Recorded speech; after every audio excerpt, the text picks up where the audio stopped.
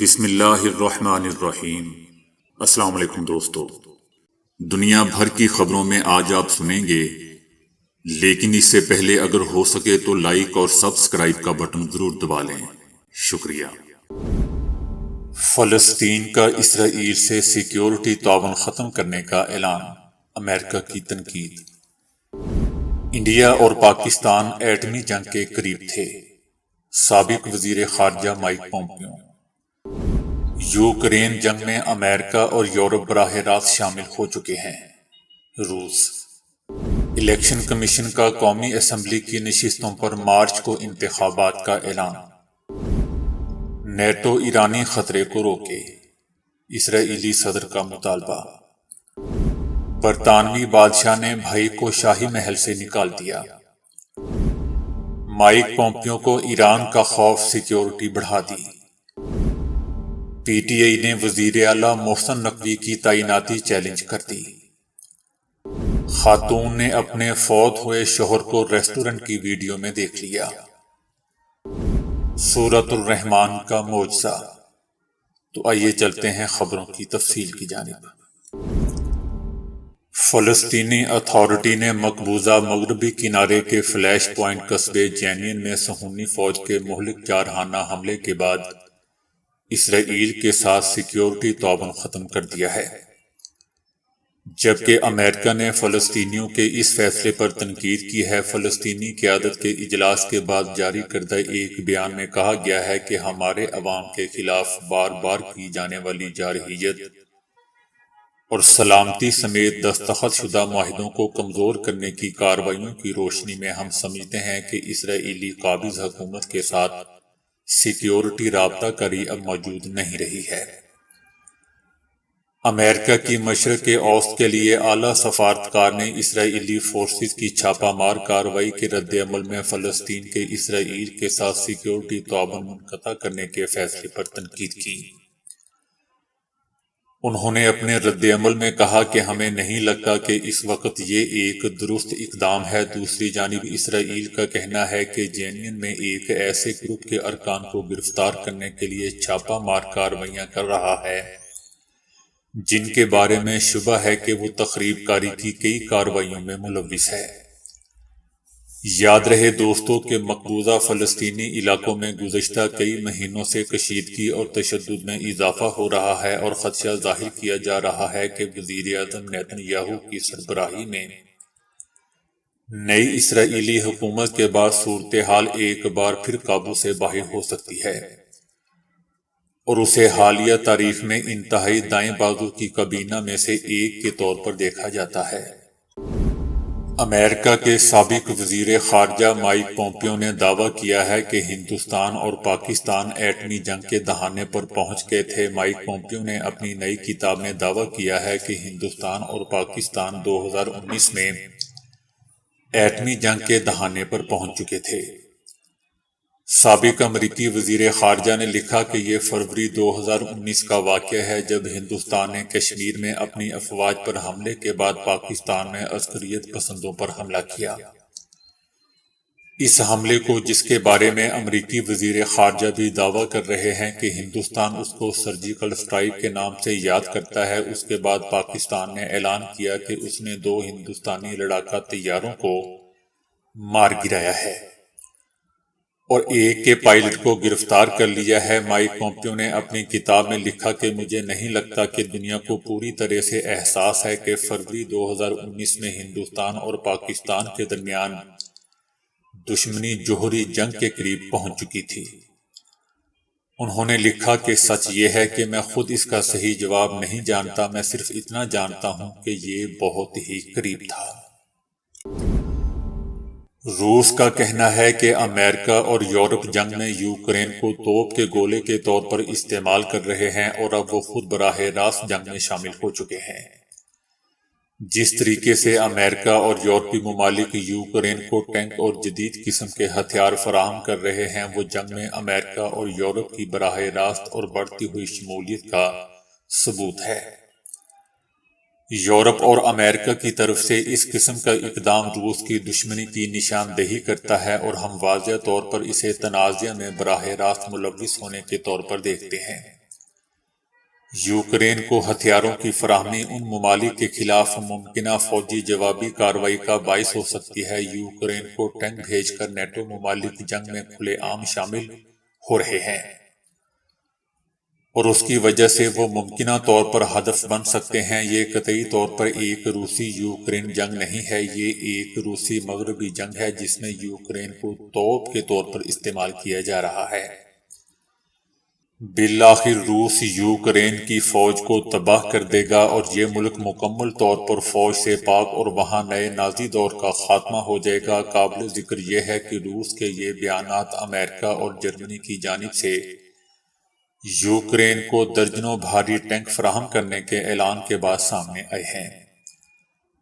امریکہ کی جانب سے بدھ کو یوکرین کے دفاع کو مضبوط کرنے کے لیے $400 ملین مالیت کے جدید ترین ابراہم ٹینک فراہم کرنے کا اعلان کیا گیا تھا، جبکہ امریکی صدر جو بائیڈن نے جرمنی کی طرف سے یوکرین کو لیپرڈ 2 ٹینک فراہم کرنے کے فیصلے کو بھی خوش آئند قرار دیا تھا۔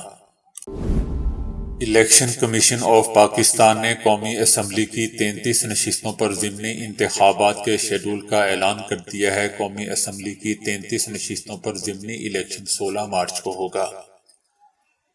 الیکشن کمیشن 33 حلقوں میں امیدواروں کو انتخابی نشانات 23 فروری کو جاری کرے گا۔ دوستو، یاد رہے کہ اسپیکر قومی اسمبلی نے منعقد کرتے ہوئے ان 33 حلقوں سے منتخب ہونے والے پی ٹی ارکان قومی اسمبلی کے استعفے منظور کیے تھے، جس کے نتیجے میں نشستیں خالی ہوئی تھیں۔ دوسری طرف وزیر خزانہ اسحاق ڈار نے ہاتھ کھڑے کر دیے ہیں اور کہا ہے کہ پاکستان کی معاشی ترقی اللہ تعالیٰ کے ذمہ ہے۔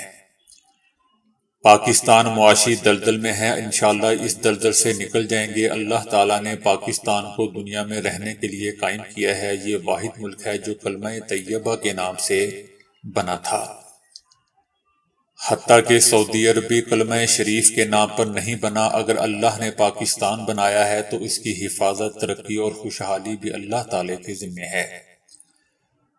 بطور قوم ہمیں سخت محنت کرنا ہوگی۔ 5 سال میں پاکستان کی معیشت تباہ کی گئی، مگر اتحادی جماعتوں کی حکومت اگلے عام انتخابات تک بہتری لانے کی خواہش مند ہے۔ انہوں نے کہا کہ قوم کی بدقسمتی ہے کہ 2018 کے 5 سال بعد ہم کہاں کھڑے ہیں، اس کی پوری طرح تحقیقات اور احتساب ہونا چاہیے۔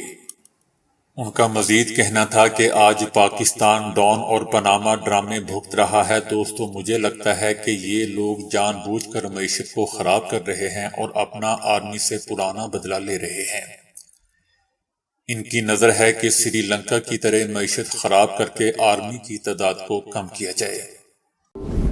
اسرائیلی صدر نے نیٹو ممالک پر زور دیا ہے کہ ایران کے خلاف اپنی سوچ اور رویے کو سخت کریں، کیونکہ ایران یوکرین کے خلاف روس کو ڈرون طیارے فراہم کر رہا ہے۔ انہوں نے خطرے کی نشاندہی کرتے ہوئے کہا کہ اس خطرے کو نہ روکنے کی وجہ سے یہ خطرہ یوکرین کی سرحدوں سے باہر نکل کر یورپ کے دروازے تک پہنچ گیا ہے۔ انہوں نے نیٹو فورسز کو متوجہ کرتے ہوئے کہا کہ اس گمان میں رہنا کہ ابھی ایران فاصلے پر ہے، اب یہ امکان برقرار نہیں رہ سکتا۔ انہوں نے زور دے کر کہا کہ نیٹو کو ایران کے خلاف لازماً مضبوط ترین اقدامات کرنے چاہیے۔ یہ اقدامات معاشی بھی ہونے چاہیے، سیاسی اور قانونی پابندیوں کے حوالے سے بھی ہونے چاہیے، قابل بھروسہ فوجی نوعیت کے بھی۔ یاد رہے دوستو کہ نیٹو کے ارکان اسرائیل پر بھی زور دیتے آئے ہیں کہ وہ یوکرین کے خلاف جاری جنگ کے سلسلے میں روس کے بارے میں مضبوط موقف اختیار کرے، مگر اسرائیل نے یوکرین کو اسلحہ دینے سے ہمیشہ اس وجہ سے انکار کیا ہے کہ اس سے روس ناراض ہو جائے گا۔ برطانوی پریس رپورٹس میں بتایا گیا ہے کہ کنگ چارلس سوم نے اپنے بھائی پرنس اینڈریو کو پیغام بھیجا ہے کہ وہ اپنا سامان باندھ کر پیلس سے نکل جائیں۔ دی اخبار سن نے کہا ہے کہ بادشاہ چارلس نے اسکینڈلز کے لیے مشہور اپنے بھائی شہزادہ اینڈریو سے کہا کہ وہ رہنے کے لیے کوئی نئی جگہ تلاش کریں۔ بادشاہ نے واضح کر دیا ہے کہ پرنس اینڈریو کے لیے پیلس میں کوئی جگہ نہیں ہے۔ یہ فیصلہ 6 مئی کو ہونے والی کنگ چارلس سوم کی سرکاری تاج پوشی سے چند مہینے قبل کر لیا گیا تھا۔ اینڈریو جو کہ امریکی ارب پتی جیفری کے دوست سمجھے جاتے ہیں، وہ اس وقت اشتعال انگیز اخلاقی الزامات میں قید ہیں اور انہیں بتایا گیا ہے کہ پیلس میں اب ان کے لیے کوئی جگہ نہیں رہی۔ اگر اینڈریو لندن میں رہنا چاہتے ہیں تو کنگ چارلس نے انہیں کہا ہے کہ وہ دوسری شاہی رہائش سینٹ جیمز پیلس میں رہ سکتے ہیں۔ بے دخلی کا حکم اینڈریو کے لیے ایک اور دھچکا ہے، جسے پچھلے سال پیلس میں اپنے دفتر سے بھی بے دخل کر دیا گیا تھا۔ شہزادہ اینڈریو کو ان کی والدہ ملکہ ایلزبتھ دوم نے شاہی اور فوجی اعزازات سے بھی محروم کر دیا تھا۔ امریکہ کے سابق وزیر خارجہ مائک پومپیو نے کہا ہے کہ سیکیورٹی میں توسیع بھی ان کے ایران کے انتقام کے خوف کو کم نہیں کر سکی۔ مائک پومپیو نے اپنی کتاب میں اعتراف کیا ہے کہ ان کی معمول کی زندگی نہیں ہے، اور جب وہ معمولی سی چیز مثلاً بینگن خریدنے کے لیے بھی دکان پر جاتے ہیں تو بھی سیکیورٹی فورسز ان کے ساتھ ہوتی ہے۔ مائک پومپیو نے اپنی کتاب کے ایک حصے میں جنرل قاسم کو مارنے پر روشنی ڈالتے ہوئے ایران کے انتقام سے اپنے مسلسل خوف کا اعتراف کیا ہے۔ پومپیو نے جو 2024 کی ریپبلکن صدارتی دوڑ میں حصہ لینے کی تیاری بھی کر رہے ہیں، اس سے پہلے وہ اپنی اور ٹرمپ کی سلامتی کے بارے میں تشویش کا اظہار کر چکے ہیں، اور جو بائیڈن انتظامیہ سے ان کی حفاظت کی اپیل بھی کر چکے ہیں۔ کتاب میں کہا گیا ہے کہ اسرائیل بھی تیار تھا کیونکہ وہ جانتا تھا کہ ایران ان سے بدلہ لے سکتا ہے۔ پاکستان تحریک انصاف نے وزیر اعلیٰ محسن نقوی کی تعیناتی سپریم کورٹ میں چیلنج کر دی ہے۔ اسد عمر کی جانب سے دائر درخواست میں موقف اختیار کیا گیا ہے کہ سپریم کورٹ شفاف اور منصفانہ انتخابات کے لیے اقدامات کا حکم دے اور وزیر اعلیٰ کو الیکشن سے متعلق امور انجام دینے سے بھی روکا جائے۔ پی ٹی آئی نے راجہ ریاض کو اپوزیشن لیڈر بنانے کے نوٹیفیکیشن کو بھی چیلنج کیا ہے۔ شیخ رشید احمد نے بھی نگراں وزیر اعلیٰ پنجاب محسن نقوی کی تقرری کو سپریم کورٹ میں چیلنج کرتے ہوئے تقرری غیر آئینی قرار دینے کی درخواست کی ہے۔ وزیر اعلیٰ محسن نقوی اپوزیشن مخالف اور حکومتی مددگار کے طور پر سامنے آئے ہیں۔ Mohsin Naqvi P T I حکومت کے خاتمے کے آپریشن کے ایک اہم کردار ہیں۔ ان کی موجودگی میں صاف اور شفاف انتخابات نہیں ہو سکتے۔ ایک خاتون نے دعویٰ کیا ہے کہ اس نے اپنے شوہر کو ایک بھارتی ریسٹورنٹ کے ایک پروموشنل ویڈیو میں دیکھا ہے، حالانکہ وہ 2014 میں فوت ہو گئے تھے۔ ویڈیو کلپ میں لوگوں کو ڈنر کھاتے ہوئے دکھایا گیا ہے، جبکہ ملازمین ریسٹورنٹ کے سرپرستوں کے درمیان گھوم رہے ہیں۔ اس کلپ پر لوسی واٹسن نے تبصرہ کیا کہ فوٹیج کتنی پرانی ہے۔ اس کے شروع میں میرے مرحوم شوہر اور بیٹا موجود ہے۔ میرے شوہر 2014 میں فوت ہو گئے تھے۔ ریسٹورنٹ کی طرف سے جواب میں کہا گیا کہ ہیلو لوسی، یہ سن کر افسوس ہوا، یہ فوٹیج پچھلے ہفتے ریکارڈ کی گئی تھی۔ مسز واٹسن یا ریسٹورنٹ کی جانب سے اس کے بعد ان سوالات کی کوئی وضاحت سامنے نہیں آئی کہ معاملے کی حقیقت کیا ہے، لیکن سوشل میڈیا صارفین کی جانب سے سینکڑوں تبصرے موصول ہوئے ہیں جنہوں نے اس عجیب و غریب ویڈیو کے متعلق میں اپنی تھیوریز شیئر کی ہیں۔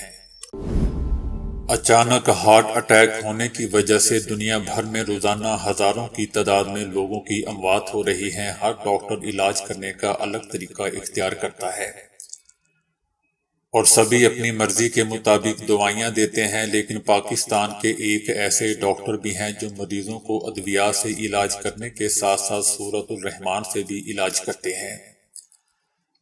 ان کا نام ڈاکٹر جوید احمد ہے اور یہ پاکستان بھر میں بہت مشہور ہیں۔ سروسز ہاسپٹل لاہور کے شعبہ انتہائی نگہداشت کے ڈاکٹر محمد جوید احمد کے مریضوں نے ایک نجی ٹی وی شو میں اپنی بیماری کے خطرناک تجربے کے بارے میں بتاتے ہوئے کہا کہ میں ہارٹ کا مریض ہوں، مجھے 3 مرتبہ ہارٹ اٹیک ہو چکا ہے، میں نے مختلف ڈاکٹروں سے علاج کروایا لیکن سب نے مجھے لا علاج قرار دے دیا۔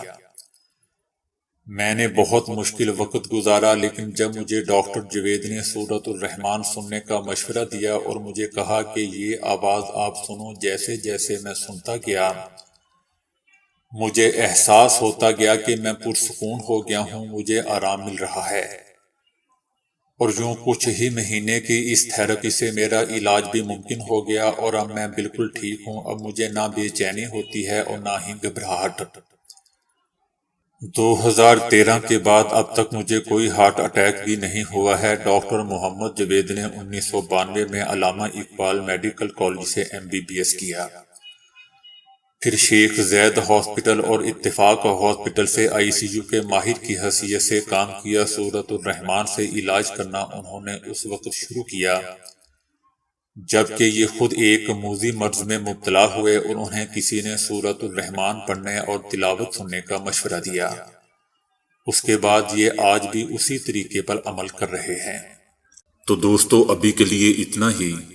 ویڈیو کو لائک اور شیئر کرنے کا بہت بہت شکریہ۔